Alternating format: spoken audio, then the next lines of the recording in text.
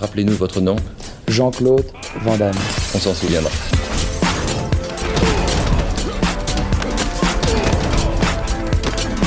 Van Damme Express.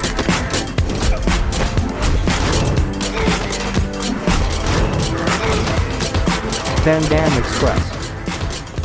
Bonjour tout le monde, vous écoutez Van Damme Express, le podcast qui regarde tous les films de Jean-Claude Van Damme et qui en parle en 5 minutes. Aujourd'hui, j'ai regardé Légionnaire, un film de Peter MacDonald, sorti en 1998. Alors 98, c'est l'époque où Van Damme joue dans beaucoup de productions. On a eu à peu près 4-5 films en moins de 3 ans. Il sort de Piège à Hong Kong, de Double Team, dont on a déjà parlé sur ce podcast, et de Risque Maximum. L'idée d'origine de Van Damme, c'est de faire une comédie. On verra que c'est pas du tout le cas. Ça devait être Sheldon Lettich, son comparse de Double Impact, Full Contact, scénariste de Bloodsport, qui devait le réaliser. Finalement, il va être co-réalisé avec notamment Van Damme lui-même, qui va écrire quelques parties du film, et réalisé par Peter MacDonald. Alors Peter MacDonald n'a pas réalisé grand-chose. Globalement, on lui doit Rambo 3, qui est rentré quand même dans les annales pour son côté iconique, bourrin. Le 3e Histoire sans fin, et après, il va tout être réalisateur de 2e équipe, pour un énorme paquet de films, pour notamment un paquet d'Harry Potter, des films Marvel, comme Les Gardiens de la Galaxie, et puis pour rigoler, on va évoquer Les Visiteurs en Amérique et Batman et Robin, sur lequel il est réalisateur de seconde équipe. Au casting, on peut noter Steven Berkoff, qui va jouer le méchant sergent Steinkampf. Alors c'est un acteur qu'on a vu dans beaucoup de rôles de méchants dans les années 80, dans Le Flic de Beverly Hills, Rambo 2, ou Octopussy. Donc voilà, c'est un acteur qui sait pousser de la voix, avoir le regard mauvais, et il fait plutôt le job. À noter aussi Nicolas Farrell, qui va jouer un des personnages les plus intéressants du film pour moi, Macintosh, donc un personnage qui doit trouver rédemption aux yeux de son père, qui a été en disgrâce, qui est un joueur qui perd beaucoup d'argent, qui va chercher une seconde chance dans la Légion étrangère. Alors le film raconte les péripéties de Alain Lefebvre, joué par Van Damme, qui est un boxeur renommé à Marseille. Il accepte la proposition il est obligé, en fait. Il y a son frère qui est vraiment dans de sales draps, bloqué par la mafia. Lui-même, Alain Lefebvre, est l'amant de la nana du parrain de la mafia. Et donc il se retrouve à devoir faire un combat, on lui demande de se coucher. Au dernier moment, il ne se couche pas. Les mafieux sont furieux, cherchent à le tuer. Lui, il a prévu le même jour de se barrer avec sa femme. Il a pris des billets, mais forcément tout finit mal. Le frère du mafieux est assassiné, son propre frère est assassiné.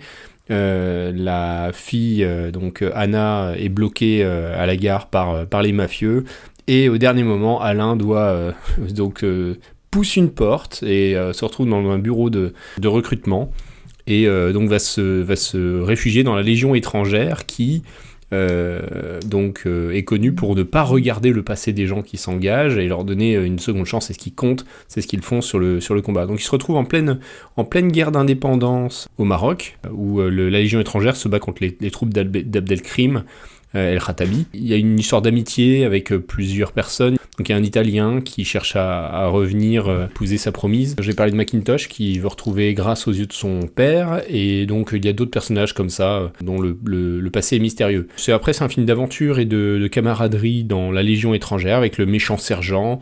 Et le gros problème, c'est qu'on a un film extrêmement classique. Il y a un petit peu d'humour, il y a des personnages qui sont un peu pétillant, c'est sympathique à suivre, mais c'est très très très très classique. Ensuite, les gars sont formés, c'est que des nouvelles recrues, et on les envoie parce que l'armée française a subi une grosse déroute et il faut aller contre-attaquer. Donc forcément, ils sont attaqués sur le trajet par les troupes d'Abdelkrim. Chacun se révèle pendant le combat. Il y a un twist, c'est que pendant la formation, le personnage de Van Damme, Alain Lefebvre, est photographié pour faire une promotion à la Légion étrangère, et du coup les mafieux à Marseille voient sa photo et envoient 2 tueurs à ses trousses, donc dont le boxeur qu'il a battu pendant le combat du début du film. On les retrouve s'engager dans la Légion et au milieu du conflit avec Van Damme. Et le film finit sur une attaque de Fortin, Abdelkrim, qui prend d'assaut le Fortin, défendu par les troupes de la Légion étrangère. La Légion étrangère se fait quand même ramasser petit à petit avec cette espèce de conflit avec l'assassin qui va petit à petit apprendre à comprendre ce qui se passe. Il y a aussi le personnage de Macintosh qui va être acheté par l'assassin, mais qui finalement va découvrir la valeur de l'amitié. C'est un film qui dure 1h30 et qui se regarde assez facilement. Les hommes du Rif peuvent aller aussi vite que le vent, décapiter un homme et, sans s'arrêter, ils peuvent embrocher sa tête au bout de leur sabre, telle une olive sur un petit cure-dent. Ils ne vivent que pour avoir l'honneur de mourir au combat. Abdelkrim, leur chef, est très intelligent et fourbe. Il a réuni les tribus berbères en une unité de combat plus performante que tout ce que vous avez pu voir dans votre vie. Avec une telle arme, ils ont décimé jusqu'ici plus de 15 000 de nos hommes. Tu as l'intention de tuer de l'arabe, mon garçon? Oui, sergent-chef. Je veux en tuer des milliers. Des milliers? Si tu en as un, ce sera déjà un miracle. On dit que Dieu nous a fait à son image, il avait bu quand il t'a fait. Oui, sergent-chef. Dressez-vous, vous êtes des hommes, pas des chiens. Je t'ai dit de te tenir droit, faut avoir l'air d'un homme. Je croyais avoir laissé ces conneries derrière moi aux États-Unis. Où est-ce que tu te crois, négro? Ici, on ne parle que quand on a l'autorisation. Est-ce que c'est clair? Pas ce soir, ma chère. Qu'est-ce qu'il y a? Tu n'aimes pas les filles? Ça n'a rien à voir, je suis britannique. Et une autre fois, peut-être, on verra. 20 pour nous deux? Tu dois oublier un détail important. Anna, elle va pas apprécier, je crois. T'as qu'à te dire que c'est un entraînement pour la lune de miel. Un quoi? Ah, pour tirer dans le mille, c'est ça? D'accord. Un bon entraînement, c'est primordial. D'accord, c'est bien, ouais, d'accord. Allez les filles, montrez-nous ce que vous savez faire dans ce pays.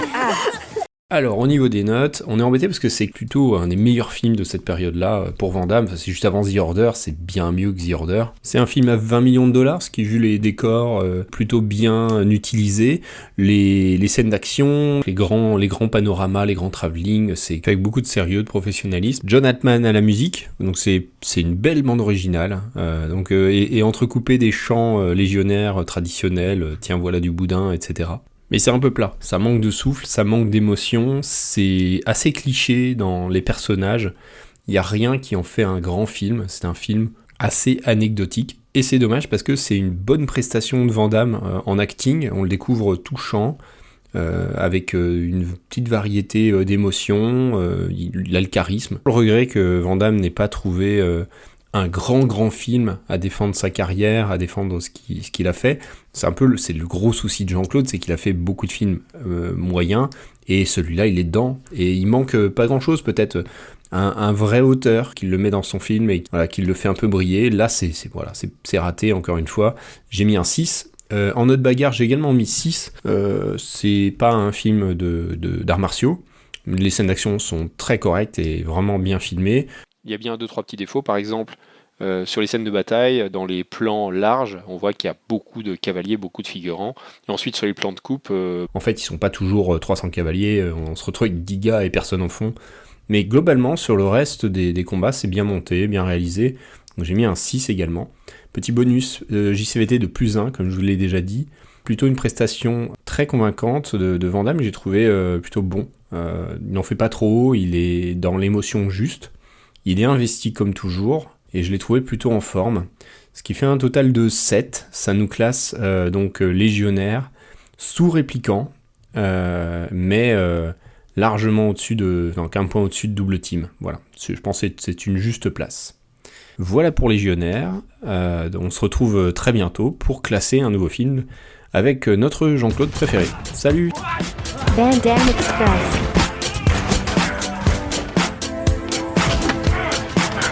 Van Damme Express. Van Damme Express.